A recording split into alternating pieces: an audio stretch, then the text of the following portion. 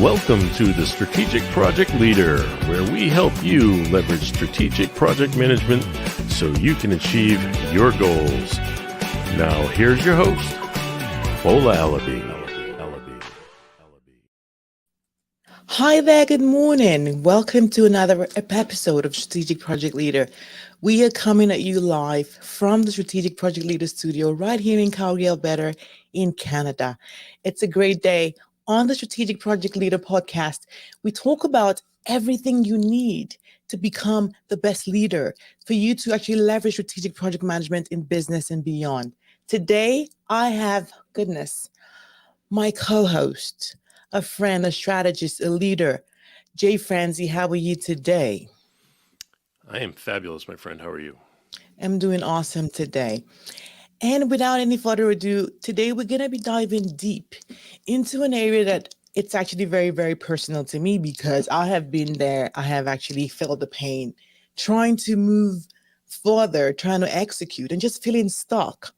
However, with certain strategies, you can actually turn things around. We have a leadership transformational coach who has done this for several years and has actually achieved great level of success.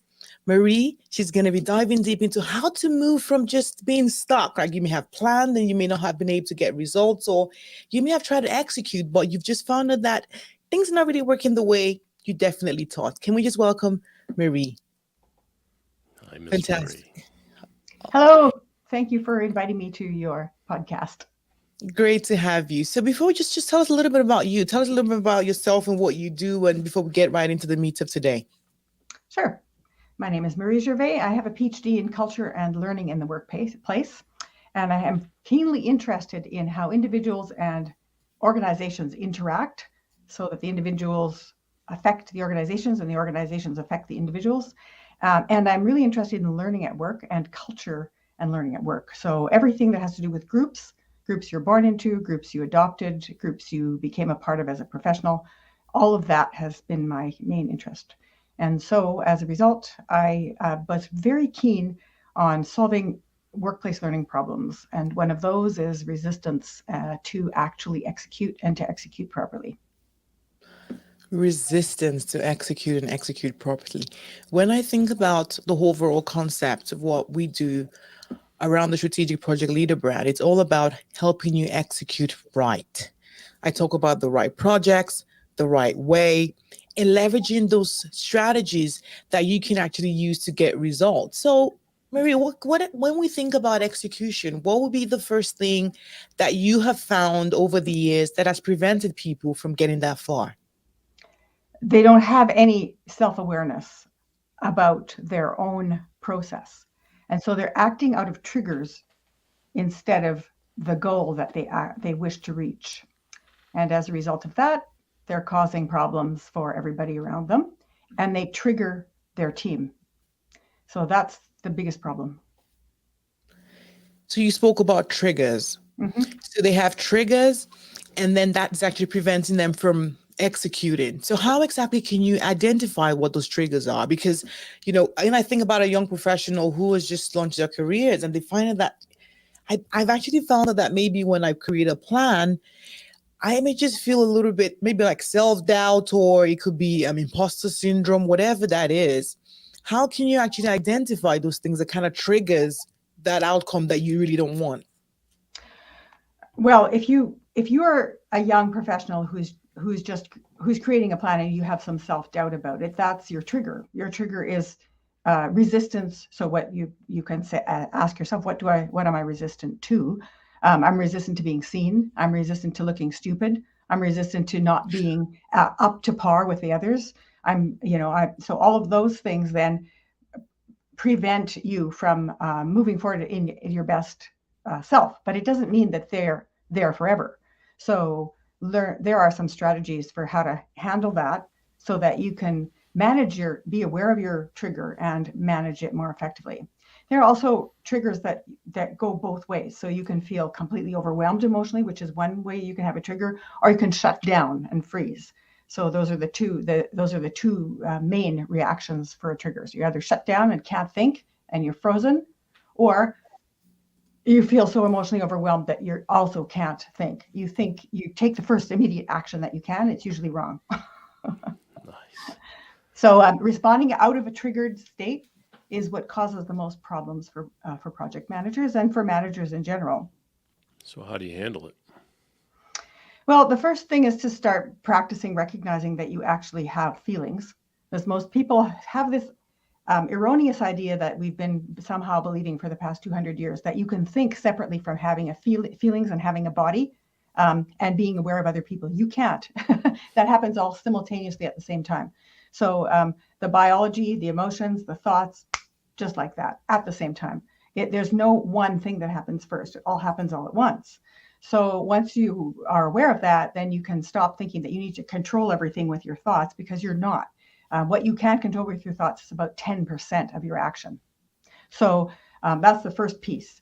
And the second piece then is to become aware of what you're feeling. So, oh, I'm feeling frustrated right now. Oh, I'm feeling a little irritated, or I'm feeling really on top of the world today. I wonder why I'm feeling so happy today, but I really am, right? So naming those emotions to yourself is the first most important thing. And most of us have a very small emotions vocabulary of about 7 or 8 words, but there are in fact thousands of words that describe emotions. And when you start using them more, get yourself an emotion list. They're quick to download on the internet. Get yourself an emotions list or feelings list and start using them, and you will become more aware. As you become aware, the next step is to say, I'm feeling this right now. So I'm feeling frustrated right now. In this moment, I am feeling frustrated. Can you take And that a then step further? breathe. The next thing Can is you to just breathe. take it a step further and tell us more about that 10% piece? Sure. Our conscious thoughts are 10% of our actions. So how does that actually work? I mean, are you telling me that we're only truly aware of 10% of what's going on within ourselves? Yep. All right. So I guess maybe my wife was right, Miss Fola. I get that. So pretty much you're saying that everything we do, 90% of it happens without us even realizing it, without us That's being right. able to control it. But when I also think about being intentional about everything we do, because I feel that I know more than that, because we can say that, for instance, the outcome for today, we create a plan because I want to achieve 5 key things on my project. So I think about what the customer actually needs. I try to understand what the team's actually capable of doing. I get a plan together and I resource that accordingly. So I can almost preempt or predict the outcome that I'm actually going to get. And so I can just control my emotions that way, to say, basically by doing the 80%, I can already predict that I'm going to get a certain type of outcome. But if you say that it's just 10% of we only have that 10% acknowledgement of what we actually going to achieve, it kind of seems a little bit iffy for me. So how do we then control the 90% from your perspective then? Well, the first thing is you don't control it. You become intentional about what's going on inside of you, which allows you then to become intentional about what's going on around you. And then you respond appropriately. It's completely the opposite of control. So planning is within your control. You can plan it, you can get it ready. That's your 10%.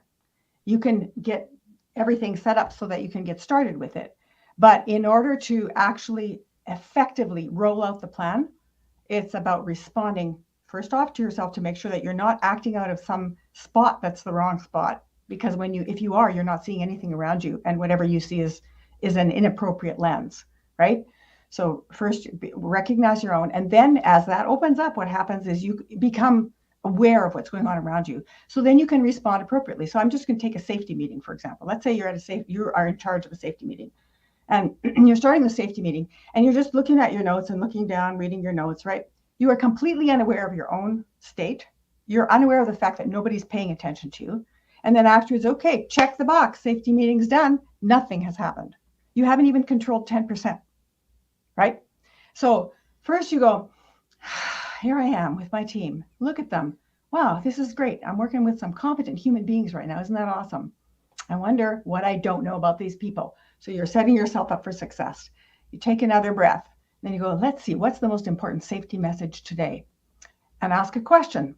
Tell a story. All of a sudden, you've got everybody's attention. And then what's the takeaway after that, right? And so you can then go to different people there and ask them, what's your take on that? What's your story on this? What question do you have? What would you add to that, right? And all of a sudden you have a really effective safety meeting that has been responsive to the situation and the people in it. And people will have safety first thing, front of mind, as soon as they move away from that meeting. Whereas what you were doing before was the illusion of control.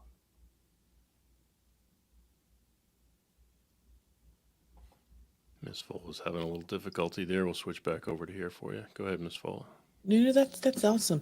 I see that's really interesting. Just being intentional about all of those pieces you can identify, you can actually already name what that particular piece is and get people to walk around and do exactly what you want. How exactly, so when you've named that and when you've identified, what will be the next step that a young professional or leader can actually take to take that to the next level? Well, this takes some practice. So you have to keep reminding, you have to keep naming your feelings to yourself. And then you have to keep saying, thank you. I accept that I'm feeling that way in this moment. Doesn't mean I have to act on it, right? So thank you for that message, because every emotion that you get is a message. Every sensation in your body is a message. Every thought that you get is a message. Everything you notice in your environment is a message. So thank you for that message. Doesn't mean you have to pay attention to all of those 500,000 stimuli that are coming into you at every split second. Just the one that you notice. Thanks for that. That's how I feel in this moment. That's really important, because the more you try to control it, the more it squeezes out in other ways. It's sort of like trying to put everything into a jar and squish down the lid until it stays in. And what happens is it either pops out because it explodes and pops out, or it starts squeezing through the sides and the bottom. So if you go, that's how I feel in this moment. I accept that. That's the way I feel right now. Don't have to act on it. I'm open.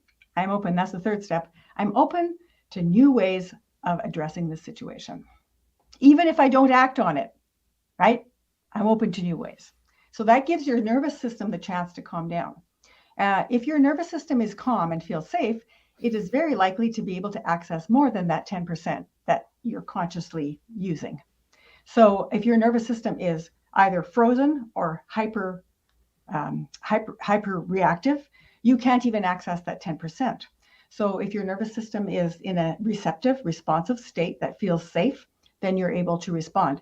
The second part is to pay attention to your team, your crew, your stakeholders, whoever's involved in this, because they all have nervous systems too.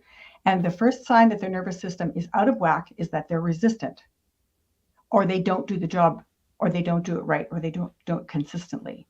So once you start paying attention to that, you can say, so what's in the way of you getting this done? Is there an obstacle that is preventing you from doing this by 4 o'clock? What things have been harder for us as a team to get to, and how can we identify what those are more clearly? So you're not attacking the person or the character, because that would make them feel even more unsafe. What you're doing is you're allowing them to try and think about what obstacles could be stopping them or being in the way of something. I have a really good story about that. There was a CEO of, well, it wasn't Johnson & Johnson, but Johnson & Johnson was in the room. So it was one of the really top companies when I used to belong to the manufacturing leadership executive. And we were on one of those, learning calls, and people would take turns to speak about something that they had overcome, an obstacle that they'd overcome. So this is the high level people in charge of international organizations saying, this is an obstacle that I've overcome. So this CEO said, I sat down with my board and I said, I do not know how to overcome the problem of me procrastinating on X. I'm always procrastinating on this. I've tried everything and I can't figure out why I keep procrastinating on it. Who has an idea for me for how I can overcome this problem? So first off, he's vulnerable in front of his board. Second, he's admitting to a problem in a specific area and asking for specific help. So he's not just saying, oh, I'm a hot mess. He's saying, this thing has been bothering me for a while. Who's got some advice? Then by asking for help is very empowering for people, because they go, oh, okay, great. So the interesting thing is everybody stopped. They were silent for a minute. And then they all said, we're procrastinating on exactly the same thing. And it turned out that it was affecting their delivery on time and on budget. So their satisfaction rate from customers was 17%. And so they were able to fix the problem by first identifying that the procrastination is a message, right? I'm getting this message all the time. I don't know how to deal with it. And they were able to fix the system. Everybody's nervous systems were calming down because nobody felt attacked. Nobody felt like they were going to lose face or lose their job or be reprimanded. And were able to come to a solution. And the solution was really interesting. So they started within their own selves to see what they could come up with and then bring it back to the group. Then they did a pilot project in one of the plants, one of their hundreds of plants that they had around the world. And then they said, we'd like to replicate this. Let's find 3. And what are they willing to replicate? And whatever they were resistant to replicating, they didn't do, but they kept it as a, let's talk about it later.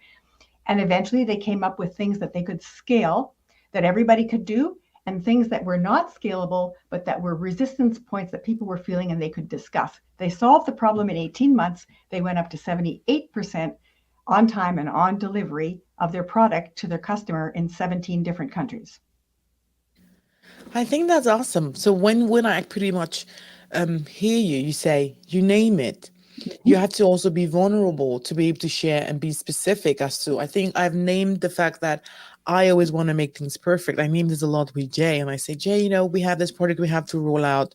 We have a couple of experiences we're trying to create, like the mentorship one for leadership, for aspiring project leaders. And he's like, Fola, yeah, it's going to be great. It doesn't need to be like 100%. So when you're naming it being vulnerable, I think it's really important for you to have a safe space where your employees can actually share. Because if you go off and say, hey, boss, I think I have got a problem in this particular area, and then you kind of, you're now being shot in the foot for that, then that becomes a problem. So how would you advise a young leader or something to navigate this? Because there's so many things that are beyond a person's control. You can have all of this, but if you don't have the tools, you don't have the right people around you, you may just be setting yourself up for success. So in a scenario where you are in a group where the leadership team is in that forthright when it comes to accommodating you sharing openly, what would be the strategies that a young professional can actually take to, overcome this and execute? Well, first off, it's not a spill your life story or say nothing for the rest of your life, right? And that tends to be the polarized way that most people look at it. So it's not about that. It's about where is my margin of control? Where's my margin of control? The first margin of control you have is yourself. And you shouldn't do anything until you've practiced for 2 or 3 months, just naming your own emotions and saying, I can accept I've got this emotion right now and that I'm open to something new happening, right? You haven't done that for 2 months. Don't even try anything else. The other piece is if you want to address something that you have a problem with or that you have an issue with, you have to consider the political context that's around you and your role and the amount of power you have in that situation. You don't just jump into it blindly, like I said before, and say, here I am, I'm a hot mess. You go, like even this CEO talking to his board, he said, I'm having a problem with procrastinating continuously on this specific item. He's not saying everything I do is terrible, right? And he's also not labeling himself. If you keep saying, oh, I'm a perfectionist, I'm a procrastinator, I'm kind of lazy, if you keep labeling yourself, you will never get out of that, ever. So don't shut yourself down with identity negative beliefs. And if you're noticing that you're getting a negative identity belief, say, I noticed that I'm saying 3 or 4 times in a row that I'm lazy. I wonder what that means to me. Put it aside. You don't have to solve it right away. Just say, I wonder what that means to me. I wonder why I feel the need to say this to people. I don't know, but I'm open to finding out. Something will come up that allows you to integrate and understand where you're at with that. So I think it's really that's the first piece is pay attention to yourself and start noticing you're naming your emotions and accepting that they're there. And then after that, don't limit yourself with these limiting identity labels. We can all keep building and adding on to who we are continuously and learn continuously. But as soon as we notice there's a negative label, that's another message of a cluster of emotions that we need to recognize. So, and because identity can be very fluid. We're not locked into anything except temperament, which you're born with. But even temperament can be altered through personality and experiences and stuff. So paying attention to that is, I think, really important. So yeah, but the piece about making the appropriate professional judgments, making appropriate political moves so that you're not sabotaging your career, and then showing appropriate courage and support so that you develop an equitable workplace. Those are all different conversations that we're probably not going to have today because they're separate. But today I was just focusing on this piece of, if you want to execute more effectively, start paying attention to how you feel, and where you feel it in your body is the other piece. You might feel a tension in your neck. You might feel a sort of your throat closing off. Where are you feeling it when it's affecting you, right? And when it's not affecting you, where are you feeling it? So that's another very, very helpful strategy that people can try to right away. The other thing to really remember is this piece that your procrastination style is a messenger. So what's the message? I actually have a download for that people can have. It gives you procrastination styles and also all the different procrastination behaviors and what the cause is and what one remedy could be that you could try. I like your story about the boardroom, and as a leader in a large organization and a fellow coach, I go through these challenges a lot. I get to see both sides of the fence, from the employee's point of view to the leadership's point of view. But I like what you say in your book about bringing your heart to work. Can you talk about that a little bit? Yeah, the book is called The Spirit of Work, Timeless Wisdom, Current Realities, and it has several main themes. So the first one is bring your soul to work. So the fact is we have a spirit and an energy around us and a purpose. Second one is bring your heart to work. The fact that you have feelings and emotions and that you can't keep squishing them down. And if you do, it results in illness and poor decision making. The other one is bring your mind to work, but it's not just your mind. It's how can you access the minds of everybody around you so that you're making better collaborative decisions. Bring your body to work. What do you need to be healthy at work and have well-being at work? And then the last one is bring your community to work. You are bringing your community to work. Do you know who you're bringing with you? And that one addresses problems of inequity in the workplace and how to start rectifying them. So when you say you're bringing your community to work, are you referring to maybe your family and those around you? You're bringing within your personal actions? You're bringing your belief system, whether you're conscious of it or not, into the workplace. So if everybody in your family is from the same social class, they believe the same things, belong to the same political party, are in the same religious background, from the same race, you're going to have a certain piece that you're able to access, but you're not conscious of it. And you're bringing it to work, and it's acting in the same way that the emotions are acting when you're out of sync. So if you get over emotional or you shut down, I'm going to give you an example. I was working with a group of line worker managers. So, they set up the power lines and also the underground lines. So I was working with 50 of them doing a supervisory leadership training. And I showed because they're working with people from all around the world. And I showed them a YouTube clip of 4 Sudanese men who had come to the United States, and they had never seen packaged food, and they hadn't seen garbage disposal before. And so another Sudanese who was there was explaining to them, don't throw your garbage out the window. Put the garbage here, and then in your apartment, then you take it here. And once a week gets collected on these dates. And these 4 men were really surprised by it, right? And they went, oh, okay, that's what we have to do now. So after I showed this video, the person who was in charge and who hired me stood up in a complete frothing rage and said, how dare you attack white people? He's bringing his community to work whether he likes it or not. And who do you think his community is? It had nothing to do with attacking white people. It had to do with the fact that people coming from another country may not know how to do things the way you do things around here. If you go to their country, you're not going to know what to do either. It's a cultural difference. Totally, yeah. So but not just cultural difference, beliefs that everybody's doing everything the same way. Nobody's doing everything the same way. So once you start recognizing those things, you're less likely to react inappropriately. No, very nice.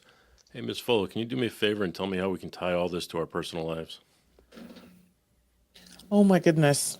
This is the part that I love as well so much. So when I think about what we're talking about today, how to execute, our guest today just spoke about identifying those areas in our lives that, actually holding us back, and you actually put a name to it. For instance, if it's procrastination, you look at the workplace, it's something that you can easily apply. But at home, when you think about it, how can we become better parents, better leaders, and start executing on the goals that we have? You may have put together a plan with your spouse to say, in the next 12 months we want to buy a house. However, have you taken that step to do it? So naming the issue, it may even be the fear of failure, which a lot of people actually have, and is only normal. You feel, goodness, if I go about trying to get a mortgage, it's going to be a bigger payment. What if the interest rate goes up, or what if I cannot get a tenant? Just naming that and understanding that whatever it is that is your challenge, you can actually get a solution as well to that. So how, when we take this particular steps and we name it, you can actually be vulnerable, talk about this as well with your partner, talk about it with your family members, so that they understand that this is kind of what I'm going through. Marie just said that, be very specific to say, when it comes to money issues, right, I am really scared that I can actually maybe lose it all. I don't want to be investing, whatever that is. And then you can work with a coach, get support to get it done. Because for me, my goal is to ensure that everyone succeeds at work and at home. Success doesn't mean that, yes, because I'm earning 6 or 7 figures, my business is actually thriving. But when you come home, you're actually miserable. You need to start executing as well and taking those steps and ensuring that you can get results at home. Marie, how can you also help us with that? How can we take this step and apply that in our personal life?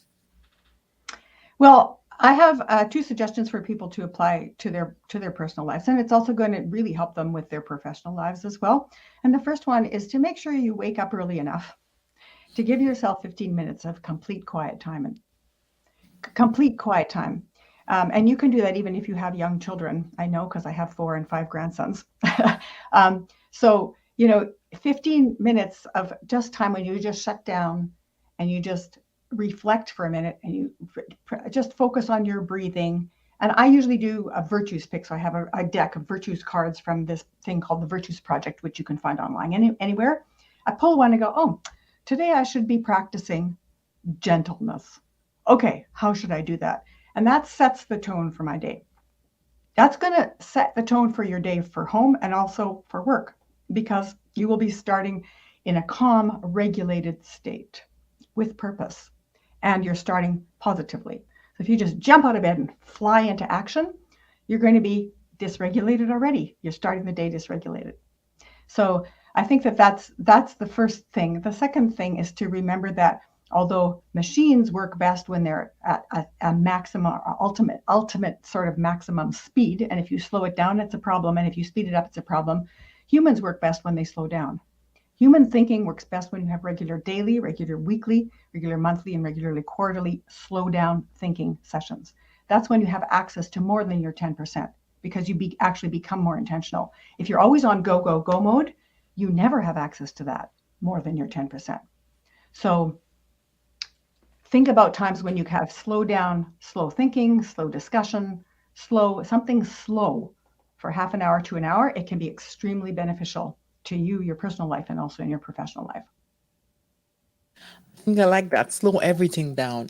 I love this particular skill because I remember always talking to even Jay. I'm like, Jay, how can you just remain, you've got this nice, calm flow. And he's learned that as well over time. So being able to slow down our thoughts, just kind of like zoning in on one particular thing. And then you probably even get more creative. I've actually found that, right?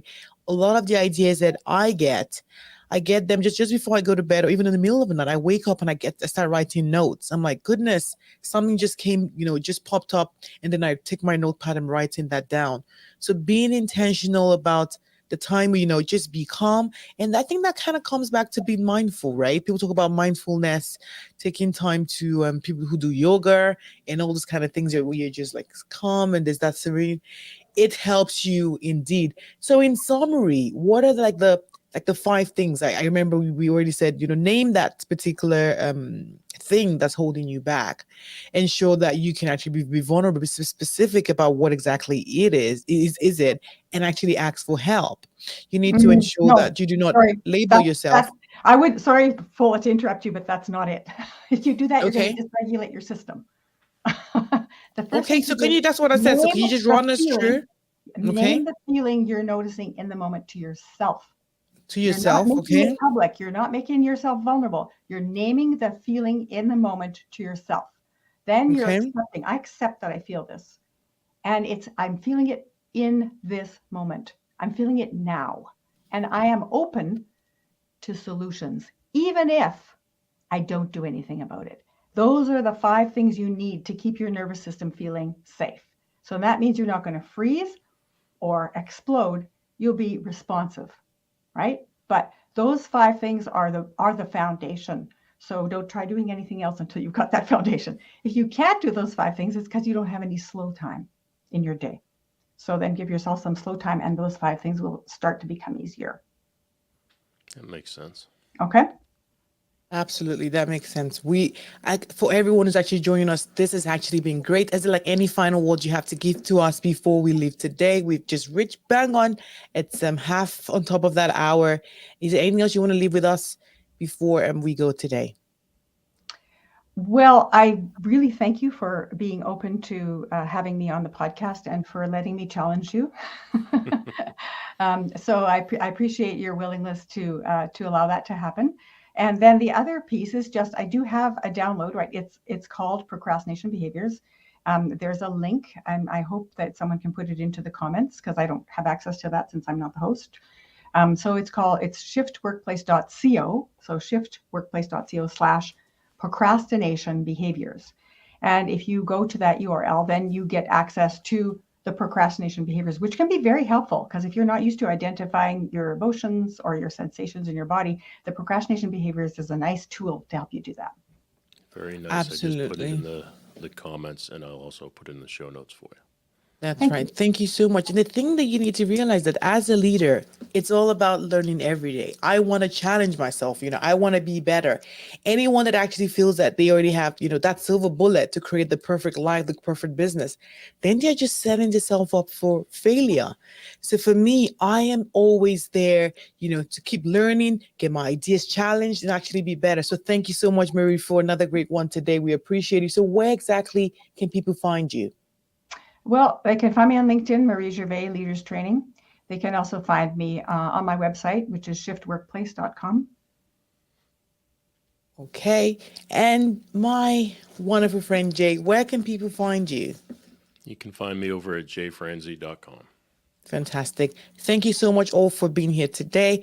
If this was actually of any value, please tell someone else. Tell a friend, a colleague, even tell your enemies if you've got any, because everyone definitely needs to learn how to execute and make the world a better place. The key is you need to remember that you are your life's project manager. Every step you take and every action you take determines the outcome you're actually going to get. So be strategic about it, be intentional about it, and take action. Once again, I'm your host, Fola Alabi. I'm all about you leveraging strategic project management to get the results you crave. See you on the next one. Have yourself a good one. Bye-bye.